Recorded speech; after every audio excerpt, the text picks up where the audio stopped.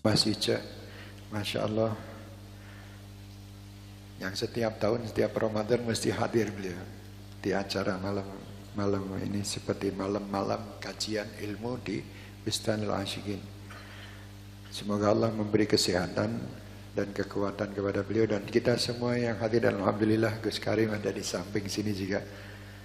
Di sini tadi disampaikan bagaimana kecintaan terhadap dunia, cinta ya. Bukan terus dunia itu kita hinakan, tidak, memang dunia itu sudah hina. Tapi kita tidak mungkin masuk ke surga Allah tanpa melalui dunia. Jadi diminta kepada Allah, kita minta Rabbana atina fid dunya hasanatan. Dunia hasanatan. Pertama, bukan Rabbana atina akhirah dulu. Rabbana atina fid dunya hasanatan wa fil akhirati hasanatan. Hasanah di dunia adalah semua kegiatan-kegiatan di muka bumi ini yang diniatkan semua ibadah, itu namanya hasanah dunia. Ada yang mengartikan, Al-Imam Ali bin Abi Thalib mengatakan bahwa Rabbana atina fid dunya hasanah adalah mar'atun salihah. Orang laki kalau sudah dapat wanita yang salihah, insya Allah itu lebih, aturannya itu lebih kenceng nanti. Tapi kalau dapat mar'atun yang tidak salihah, yang selalu menuntut macam-macam tentang keinginan-keinginan dunia yang fana, akhirnya laki-laki itu pun juga akan menjadi laki-laki yang tidak soleh. Jadi dunia ini sangat-sangat hina, sangat hina kalau tidak digunakan untuk mazra'ah di akhirat. Dunia hina dan sangat hina kalau tidak dipakai untuk menjalankan ibadah, itu hina. Tapi kalau dunia ini dipakai untuk ibadah, oh insya Allah tidak ada hina, surga sebelum surga. Makanya dikatakan baiti jannati, rumahku adalah surgaku, duniaku adalah surgaku. Maksudnya bukan yang dimiliki harta yang sekian banyak, bukan yang dimiliki pangkat yang begitu tinggi, bukan yang dimiliki segala sesuatu apa yang mereka inginkan, tidak, urusan dunia. Yang didapatkan semua dikembalikan ke Allah.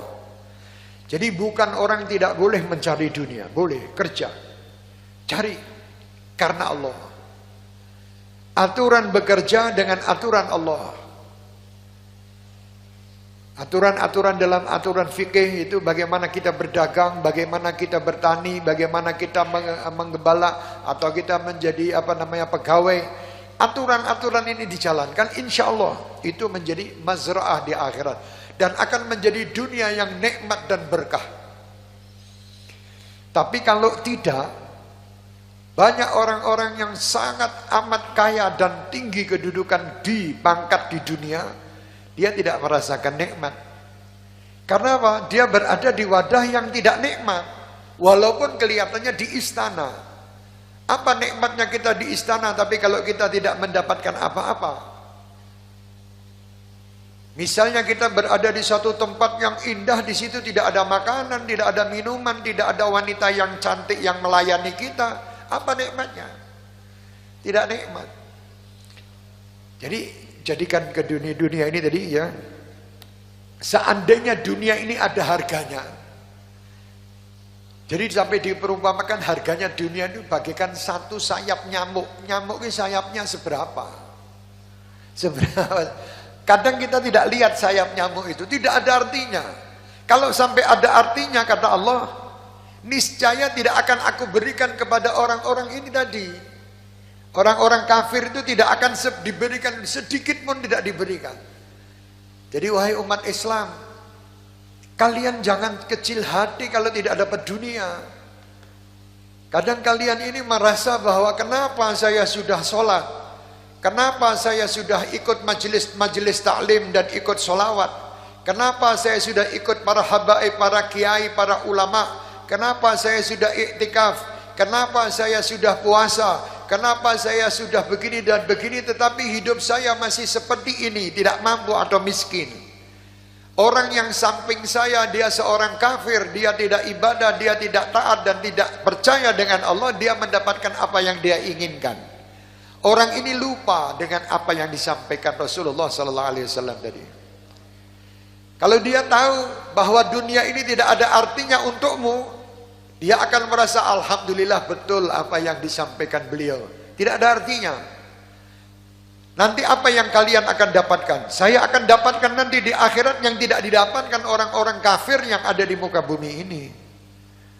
Orang kafir sama Allah dikasih kenikmatan apa, kesenangan yang dia inginkan dikasih di dunia. Ayo silahkan Anda nikmati, karena Anda tidak akan dapat di akhirat. Bagi seorang mukmin ada aturan rambu-rambu. Ini tidak boleh, ini boleh, ini gunanya untuk apa? Liyabluwakum ayyukum ahsanu amala.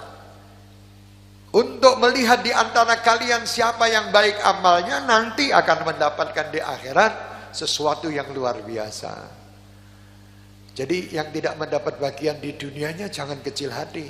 Yang mendapat bagian dunianya pun jangan sombong hati.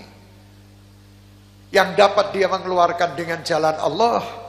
Karena tidak mungkin ada kelebihan kecuali kelebihan itu Allah inginkan dari orang tersebut untuk menyampaikan kepada makhluk-makhluk Allah yang membutuhkan, yang memerlukan. Itu pasti. Tidak mungkin. Kenapa kita harus mengeluarkan zakat? Kita harus bersedekah. Kenapa zakat dan sedekah itu bagi orang yang kelebihan? Kalau dia tidak kelebihan tidak perlu zakat, tidak perlu zakat. Seperti tadi siang kita bahas masalah fikih itu, masalah tafsir di Masjid Riyadh tadi siang. Sedekah itu kadang orang itu mengatakan bahwa saya tidak mampu sedekah kecuali sedikit. Tetapi yang sedikit ini sama Allah nilainya besar dibanding yang banyak. Dengan cara bagaimana? Misal begini, ada seseorang mempunyai harta 1 miliar. Ini cerita tentang sedekah itu. Tadi itu yang dibahas bagaimana Sayyidina Utsman bin Affan mensedekahkan 1000 ekor unta. Berikut tunggangan, namanya tempatnya tunggangannya itu. Berikut istilahnya seperangkatnya unta disumbangkan untuk Rasulullah untuk jihad fi sabilillah. Abdurrahman bin Auf menyumbangkan separuh hartanya, 800 dirham. Ada yang dikatakan 8.000 dirham dibagi 2, 4.000 untuk jihad, 4.000 untuk keluarga. Rasulullah SAW bangga dan senang dengan para sahabat yang luar biasa, yang mereka mendapatkan akhirnya turun ayat Al-Quran yang akan melipat gandakan pahala yang mereka sumbangkan kepada Rasul Muhammad SAW.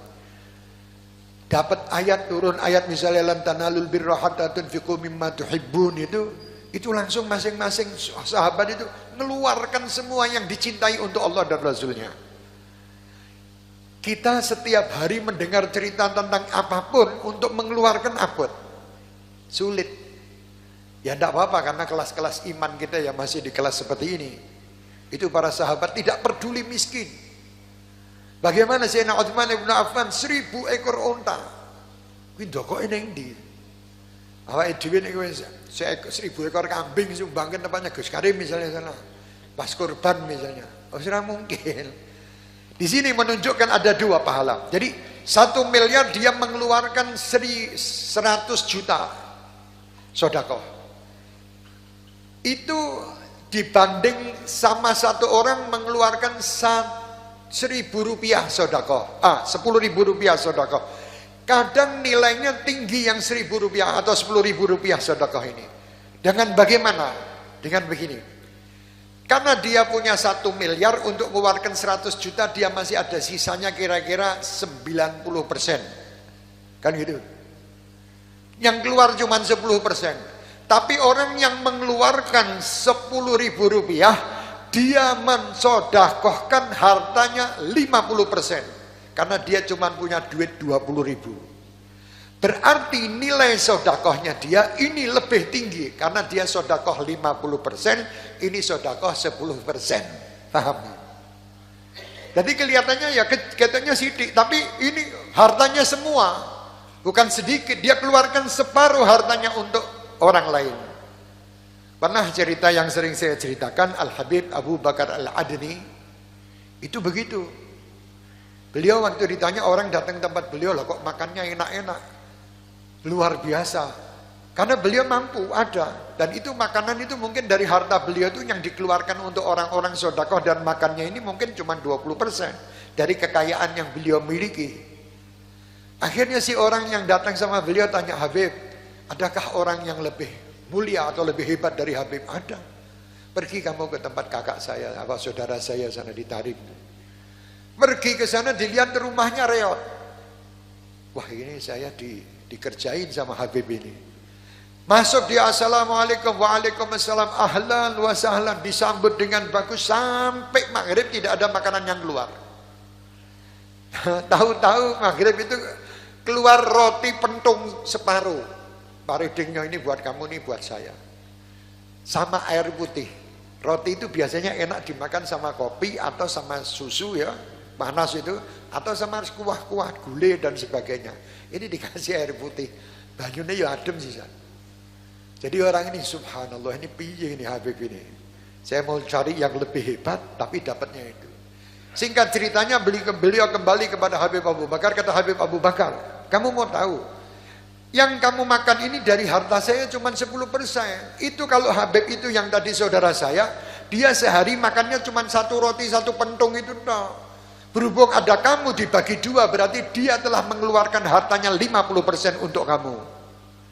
Kalau saya cuma 10%, berarti dhuwur kono 50%. Nah, itu. Jadi gitu hitungannya. Memang dunia ini kalau ada harganya, tak kira wong Islam kabeh wis kesugihan kabeh. Tapi berhubung tidak ada harganya, wong Islam ora dikei. Sekarang jenengan saya kasih bangkai gelem, ndak mau. Ndak ada harganya. Arep didol sapa sing arep tuku? Mambu. Dunia itu ya mambu. Cuman maksudnya supaya ini baunya itu tidak sampai tercium, lah saya harus bagaimana caranya merawat ini tadi. Tak kei obat iki, obat sholat, obat zakat, obat sedekah, obat ini, bangkai ini akhirnya hilang baunya karena tertutupi dengan amal-amal kebaikan tadi. Nah kalau tidak ada ya mampu terus ya dunia ini. Ada satu cerita tentang dunia juga. Ada Al-Habib Said Al-Abid, ini saya dapat dari ceritanya dari Habib Umar bin Hafid. Beliau ini pernah mengirim surat kepada satu orang saudara, ada saudaranya di Uganda, di daerah Arwak sana Uganda. Tanya, ya fulan, di sana banyakkah orang Islam? Dapat jawaban bahwa di tempat kami tidak ada orang Islam kecuali saya tok, lainnya tidak Islam. Kaget si Habib ini. Akhirnya Habib ini mengatakan kepada si fulan tadi, fulan, tolong carikan tanah, saya ingin ke sana dan ingin tinggal di sana. Akhirnya dapat pula tanah di tempat itu. Si Habib ini, Habib Said ini berangkat ke tempat tersebut. Berangkat ke tempat tersebut, beliau membawa sedikit hartanya, membuka warung di tempat tersebut itu. Warung gula, teh jualan itu, minyak dan sebagainya. Setiap hari dia hanya sholat berdua, orang dua tok, soalnya satu kampung itu tidak ada yang Islam. 2 orang ini sholat. Jumatan orang tidak ada orang Islamnya, cuma 2 orang itu tok. Subhanallah.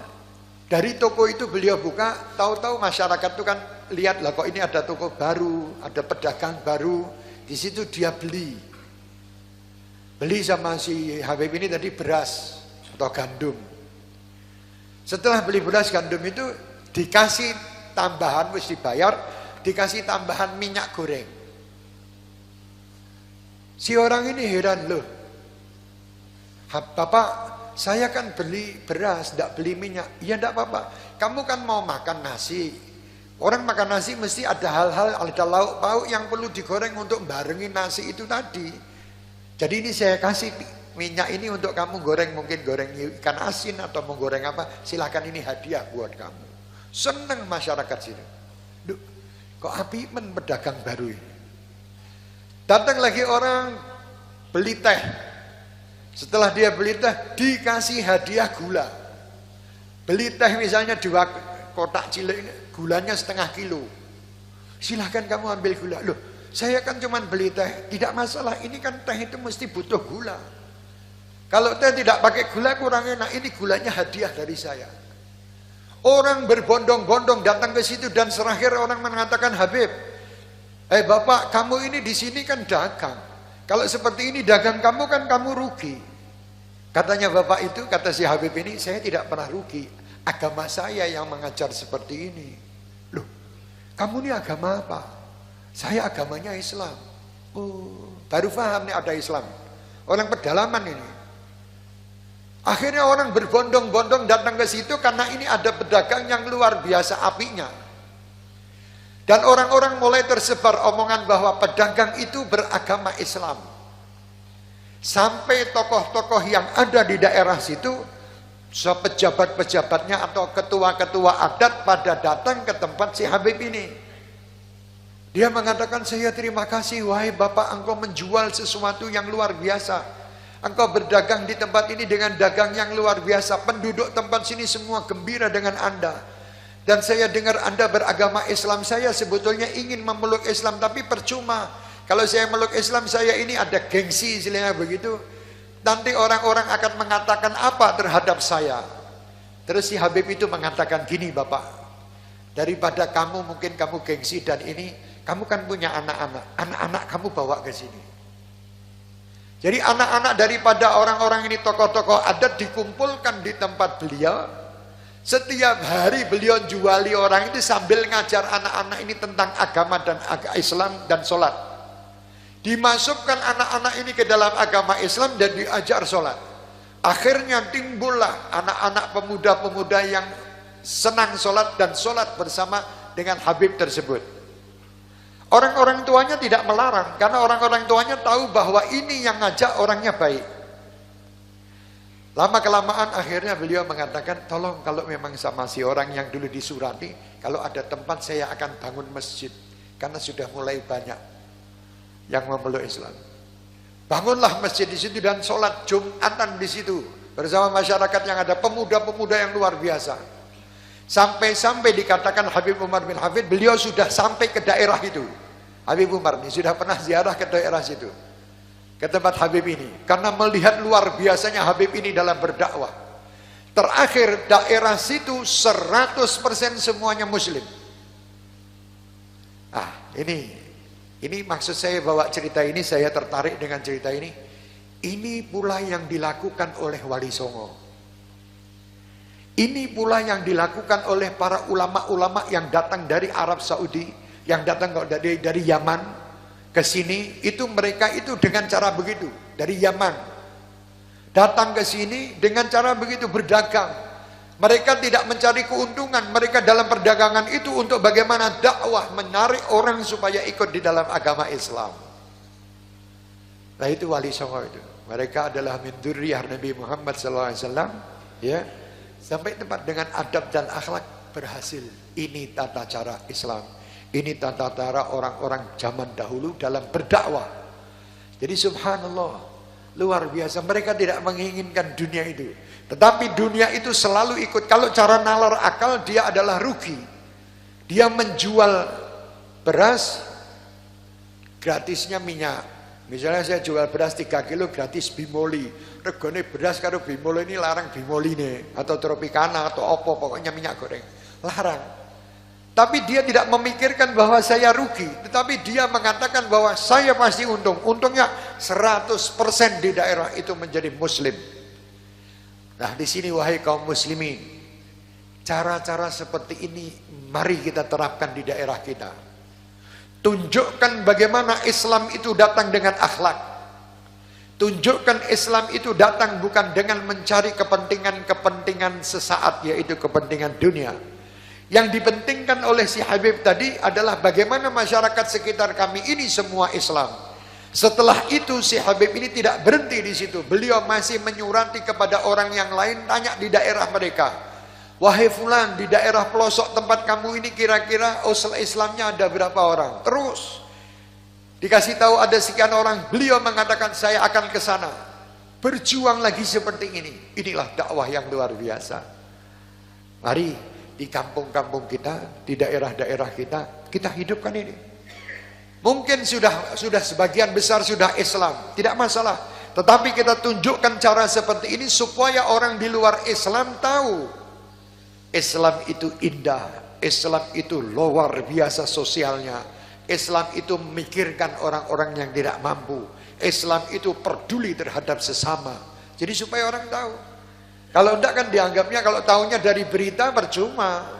Kalau berita itu tidak ada satupun berita yang ada di muka bumi ini yang benar, semua bohong. Terutama yang di internet, yang di mana hapus-hapus semuanya hapus-hapus. Berita yang paling benar adalah prakteknya seorang muslim untuk menjadi muslim yang sejati. Itu berita yang benar. Tapi kalau yang diberitakan, yang di berita-berita itu ceritanya ngawur kabeh. Nanti kadang orang tidak bicara apa dimasukkan situ katanya bicara begini. Nanti kadang itu, jangan percaya, itu jangan dipercaya apapun. Media sosial kalau menyampaikan sesuatu yang kurang berkenan di hati kalian semuanya, jangan dipercaya, karena mereka itu memang suka membuat seperti itu supaya kalian umat Islam teradu domba. Lebih baik kita apa? Usahakan seperti Habib saya tadi, bekerja dalam menjalankan dakwah. Maksudnya bekerja itu menyampaikan kepada siapapun, ya. Itulah, mudah-mudahan kita ini selamat dari dunia yang fana ini. Kita selamat dari fitnah-fitnah yang ada ini. Kita harus betul-betul tegakkan bagaimana ke akhlak-akhlak kita ditunjukkan kepada masyarakat bahwa saya pengikut Nabi Muhammad. Saya berharap dicintai Nabi Muhammad. Semua amal saya niatkan untuk menggembirakan Nabi Muhammad dari lahir sampai mati. Saya berniat bahwa saya akan menggembirakan semua sahabat Nabi Muhammad. Dan saya tidak mau kalah dengan siapapun yang dekat dengan Nabi Muhammad. Mereka telah berbuat amal-amal yang begitu hebat, menyodakohkan Sayyidina Utsman bin Affan radhiyallahu anhu wa nafa'ana bih, bersodakoh yang luar biasa. Sayyidina Abdurrahman bin Auf begitu luar biasa, dan para sahabat-sahabat yang lain, Sayyidina Abu Bakar, terus mereka bersodakoh untuk jihad fi sabilillah, untuk menunjukkan bahwa Islam itu adalah orang-orang yang selalu meringankan beban yang lain. Itu yang sekarang ini jarang digembar-gemborke. Ya, jarang digembar-gemborke. Walaupun gini, istilahnya kalau kita memberi tidak harus kita pamerkan. Memang sedekah sir itu lebih utama daripada sedekah yang terang-terangan. Sedekah sir itu kita memberi orang tapi orang tidak tahu dari siapa yang ngasih. Itu memang abot. Sedekah sing paling nganyelke itu nanti sudah ngei terus diungkit. Wes dikai diungkit. Delalah lewat di depan rumah kita kei salam ndak mau menjawab salam. Kurang ajar. Kemarin saya bantu 2 juta. Sekarang salam aja ndak mau. Ini sedekah gini ini percuma. Percuma. Jadi sedekah yang betul-betul ikhlas, betul-betul kan. Lah ikhlas itu apa? Oh coba pikir kene, jangan dipikirkan lagi. Sudah yang keluar, ndak usah dipikir, ndak usah diungkit, dan tidak usah, jangan ada niat dalam kita bersedekah atau memberi kepada orang lain dengan niat supaya orang itu menghormati saya, supaya saya dikatakan orang yang loman, saya orang yang baik. Itu sedekah ndak ada artinya. Dapatnya ya cuman itu. Tapi kalau sedekah itu diniatkan untuk menolong sesama dan menggembirakan hati Muhammad sallallahu alaihi wasallam dan meringankan beban umat Nabi Muhammad, insya Allah sedekah itu nanti akan berada di akhirat bersama Nabi Muhammad. Sini. Sayyidina Utsman bin Affan, bayangkan itu bukan naik unta lagi di surga nanti. Naik apa itu beliau?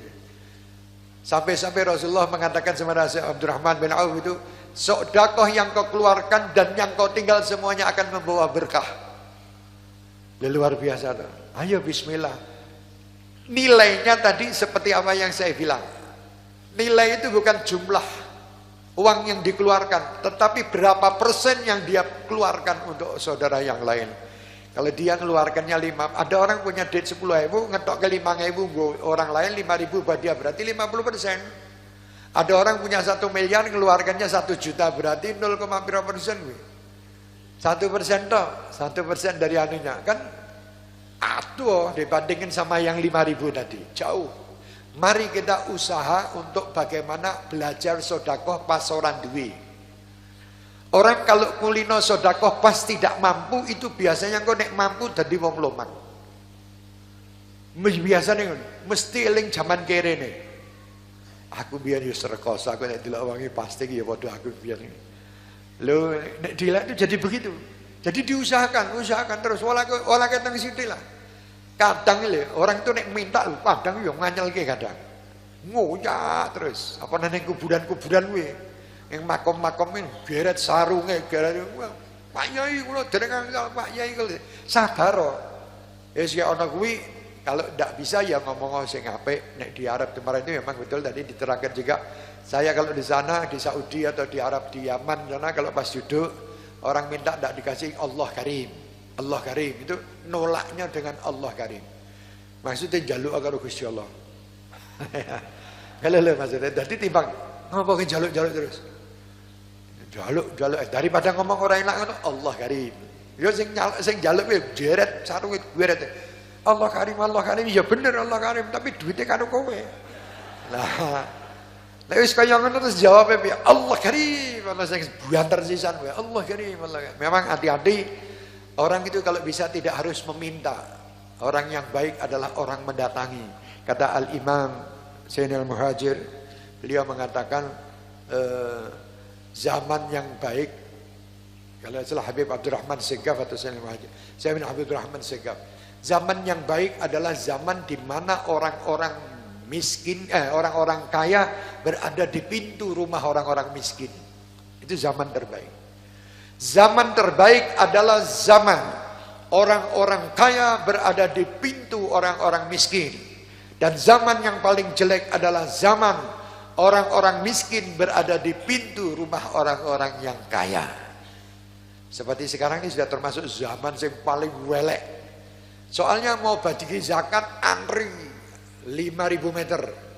Mau bagi kurban aja dari jam 3 malam atau jam 2 malam di Masjid Istiqlal, di masjid mana di mana. Antri golek girik sampai mati. Ini zaman terburuk ini. Balaman elek. Goro-goro sapi, daging sapi. Yang minta itu kira-kira miskin. Saya yakin tidak semua miskin.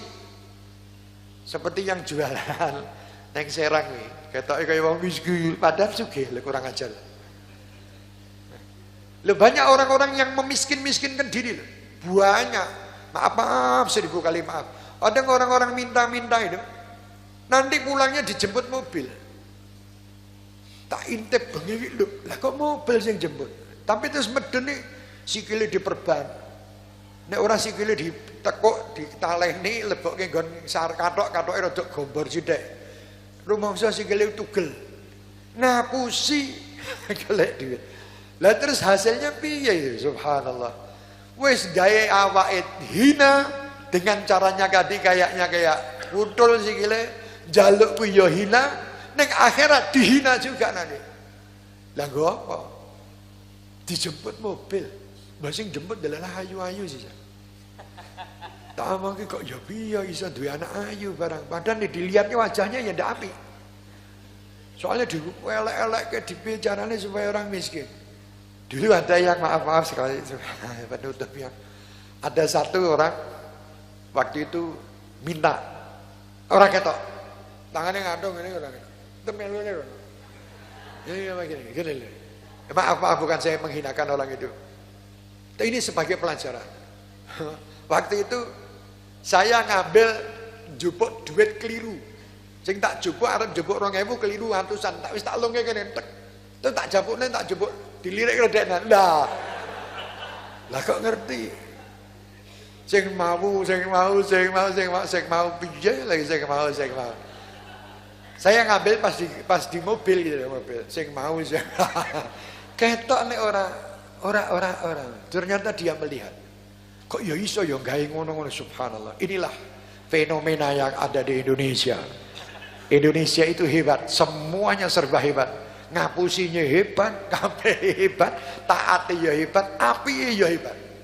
Ya, hati-hati. Jadi wong-wong sing anu. Bismillah, di sini ada permohonan doa. Saudara Dwi Priyono sakit jantung. Waduh. Aku ya lara jantungnya. Mudah-mudahan sing lara jantung iki sehat jantungnya insyaallah. Ya Rob, jantung ini mudah-mudahan sing buntet-buntet buka kabeh. Cus ngono hilang ora gawe lara. Insyaallah kabeh yang punya sakit jantung sehat, selamat, panjang umur fi taatillah wa taati rasulih, seneng ora terganggu dunia dan tidak terganggu fitnah yang ada. Sidil Fatihah.